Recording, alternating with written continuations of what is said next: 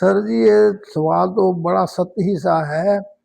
قرآن کا موضوع ہی انسان ہے، انسان سے مراد انسان کی تربیت۔ قرآن کے بیانات کو دیکھ لیجئے، کسی بھی سٹیج پر قرآن کریم یا اس کے کریکٹر کی بات کر رہا ہے، یا اس کی ذہنی ساخت کی صلاحیت کی بات کر رہا ہے، آنکھوں کا کانوں کا استعمال بتا رہا ہے، قلبی کیفیات کو ڈسکس کر رہا ہے، صدری قلبی کیفیات کو ڈسکس کر رہا ہے، اس کے ظاہر کو ڈسکس کرتا ہے، اس کے باطن کو ڈسکس کرتا ہے۔ یہ کچھ سب بات طے ہے کہ انسان جو ہے وہ اس کی اخلاقیات جو ہے وہ درست ہونی چاہیے۔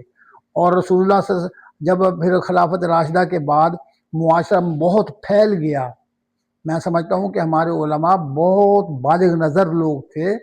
کیا کمال ہے سر ان کی بالغ نظری کا، کہ جب معاشرہ بہت پھیل گیا تو اب صورتحال کیا تھی کہ معاشرے میں اکثریت، غالب اکثریت یا غیر مسلموں کی تھی یا نو مسلموں کی تھی، جن کو دین سے کوئی تعلق نہیں ہے۔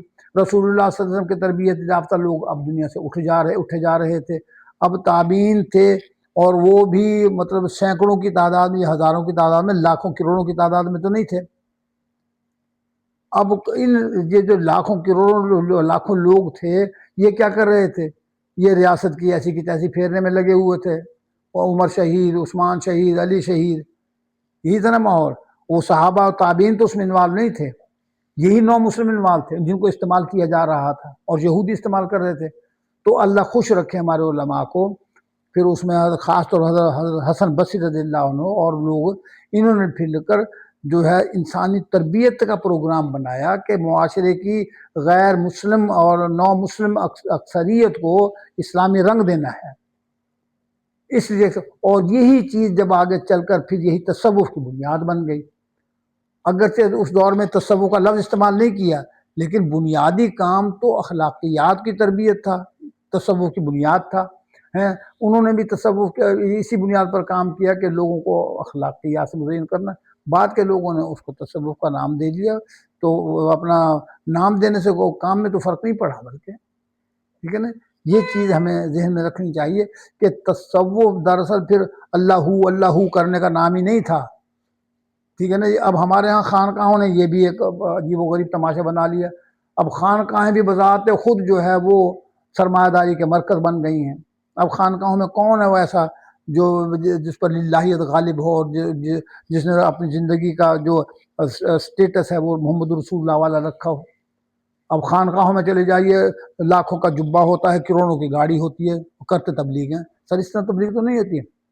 اگر رسول اللہ صلی اللہ علیہ وسلم بھی اسی طرح تبلیغ کرتے تو شاید وہ کامیابی نہ ہوتی، ٹھیک ہے نہیں۔ اب تو سرمایہ دارانہ نظام خانقاہ میں بھی غالب ہے۔ اب وہ ایک جو گانے والی پرانے زمانے میں نعت خواں نعت پڑھتا تھا تو اس کے باڈی لینگویج سے نعت کا احترام جھلکتا تھا۔ اعظم چشتی کو نکال کے بھی دیکھ لو، اعظم چشتی کی نعت کو اندازہ دیکھ لو، اس کے اپنا باڈی لینگویج سے پتہ چل رہا تھا کہ نعت پڑھ رہا ہے۔ ہمارے زمانے میں یونیورسٹی میں نعتی پروگرام ہوتے تھے، ایک لڑکی تھی کہ فزکس کیمسٹری میں۔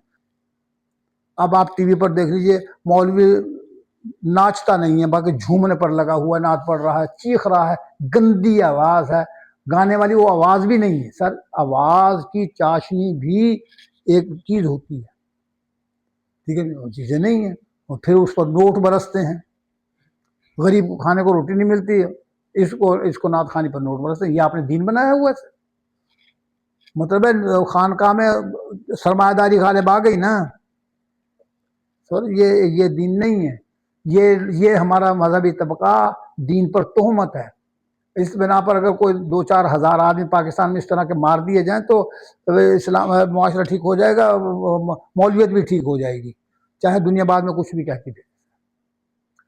تب یاد رکھیں ایک بات کہ اسلامی تاریخ میں، اسلامی اخلاقیات کی تاریخ میں معاشرے کی اخلاقی قدریں انسان کی اخلاقی قدر سے زیادہ ضروری ہوتی ہیں۔ ایک انسان کا قتل کوئی جرم نہیں ہے اگر اس کی وجہ سے معاشرے کی اخلاقی قدریں خطرے میں پڑ رہی ہوں۔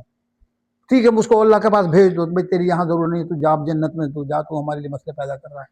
جب آپ کا زہد و تقوی معاشرے کے اخلاقیات کے، معاشرے کے امن سکون کی خاطر مسئلہ پیدا کر جائے تو سر یہ زہد و تقوی کو ٹھیک ہے رخصت کرو تھا. وہ کوئی صحابہ اور حضور کا نزدیک پسندیدہ نہیں تھا، لیکن رسول نے کیا کیا؟ رسول نے جب اس ابو ذر غفاری نے اقتدار مانگا تو رسول نے اقتدار نہیں دیا، لیکن پھر رسول نے ابو ذر غفاری کو کیا کہا؟ ابو ذر غفاری تو شہر سے باہر شفٹ ہو جا، اور جب تو مرے گا تو ایک قافلہ گزرے گا وہ تیرا جنازہ پڑھائے گا. اس کا مطلب کیا ہے؟ عمرو بن عاص کو بلا کر گورنری دی، عثمان کو بیفور ٹائم بتا دیا کہ تجھے اللہ اقتدار دے گا، لوگ تجھ سے اقتدار چھینیں گے، تو نے اقتدار نہیں واپس کرنا. وہ رسول عثمان کو اقتدار کی خبر دے رہا ہے، عمرو بن عاص کو اقتدار دے رہا ہے. وہ عثمان دے گا، جب اقتدار دے تو لوگوں سے اچھا سلوک کرنا. وہی رسول جو ہے وہ ابو ذر کو کہہ رہا ہے باہر جا کے بس ہے یا نہیں؟ سر اس فرق کو ذرا سمجھیے. تو اس سے پتہ چلا کہ زہد و تقوی جب ابو ذر کی شکل میں معاشرے کے لیے مسائل پیدا کرے تو رسول کا اسوہ حسن بھی یہ ہے کہ اس کو کہو کہ اب تو علیحدہ بس لے.